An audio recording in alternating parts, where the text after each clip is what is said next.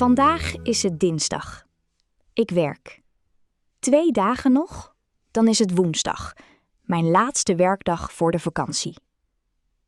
De ochtend was rustig. Ik heb veel administratief werk gedaan. Dossiers bijgewerkt, e-mails beantwoord en een vergadering voorbereid. Om 11 uur was er een teamvergadering. Kort, maar nuttig.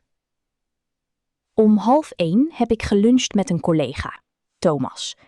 Hij werkt al 10 jaar bij de zorgverzekeraar. We hebben gepraat over het werk en over de zomer. Na het werk ben ik naar de supermarkt gegaan. Ik heb boodschappen gedaan voor de rest van de week. Groenten, fruit, pasta, rijst en wat snacks.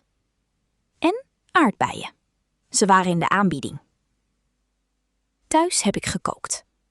Pasta met tomatensaus en basilicum. Lekker en snel. Na het eten heb ik mijn vakantieplannen verder uitgewerkt. De kermis in Tilburg is van 18 tot en met 27 juli. Dat past perfect. En voor het strand denk ik aan Scheveningen. Met de trein vanuit Utrecht is dat niet ver. 'S Avonds heb ik Piet gezien bij de voordeur. Hij is terug uit Groningen. Hij zag er goed uit, bruin en uitgerust.